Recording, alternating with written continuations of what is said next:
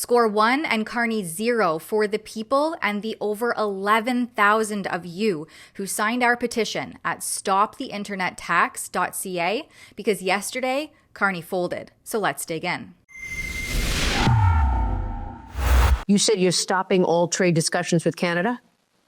Until such time as they drop certain taxes, yeah. The digital People don't realize Canada is very nasty to deal with. They've charged our farmers up to 400%, almost 400% on certain products and certain, things our farmers want to send in. They have to pay 200, 300, 400%. People don't know that. Canada is a very tough country to deal with. I will say that. But and I love Canada. You have USMCA in place. I know, but you'll have to deal with it. But USMCA is no good if they cheat. What does that mean? Well, there's been things going on that we don't like, and things going on where they took advantage. And hopefully we'll be fine with Canada. I love Canada. Frankly, Canada should be the 51st state. Okay, it really should, because Canada relies entirely on the United States. We don't rely on Canada. Any reaction to the news we put on Truth Social today?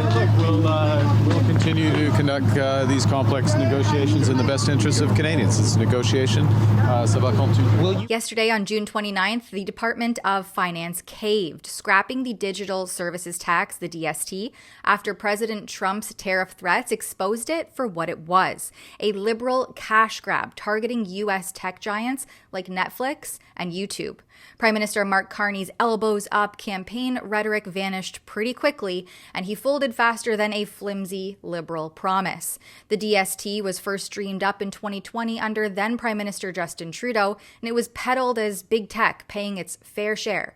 But it was more of that classic liberal bait and switch, reeking of control, forcing businesses, including those in the U.S. delivering services here in Canada, to register for a DST program and then cough up cash. The policy was touted as promoting fairness, but it was a blatant shakedown, burdening Canadians already strained by high taxes and stagnant growth, while businesses like Mark Carney's own Brookfield Assets Management fleeing the country to escape relentless regulatory and economic pressures. And Trump didn't just push back, he slammed the brakes on trade negotiations, blasting Carney online. Suddenly, Carney's tough guy, elbows up act vanished, and he rushed to kill the DST. Finance Minister Champagne spins it as protecting jobs, but let's call it for what it is: capitulation, trading their supposed principles for a pat on the back from Uncle Sam. After all, we suspect that this was simply a Trojan horse for internet regulation, setting the stage for Trudeau's censorship dream, like the potential reinvigoration of the Online Harms Act called Bill C-63. For now, it's good riddance to this tax, thanks to all of our Rebel News supporters who signed the petition and put the public pressure on. Prime Minister Carney in Canada caved to President Trump in the United States of America. And President Trump knows how to negotiate, and he knows that he is governing the best country and the best economy in this world, on this planet. And every country on the planet needs to have good trade relationships with the United States. And it was a mistake for Canada to vow to implement that tax that would have hurt our tech companies here in the United States. The president made his position quite clear to the Prime Minister, and the Prime Minister called the president last night to let the president know that he would be dropping that tax, which is a big victory for our tech companies and our American workers here at home. Last night I had a good conversation with President Trump, and we agreed to recommence our negotiations with a view to the 21st of July deadline that we had agreed in. Kananaskis, Minister Champagne and LeBlanc had conversations with their counterparts as well. We've restarted the discussions this morning.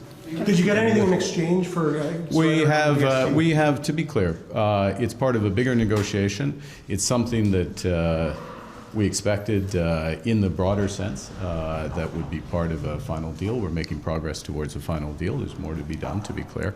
And as I just said, which answers the translation question, as I just said, is a question of timing in terms of the date for the final negotiations and when the tax was coming into effect. And it doesn't make sense to collect tax from people and then remit them back. So it provides some certainty.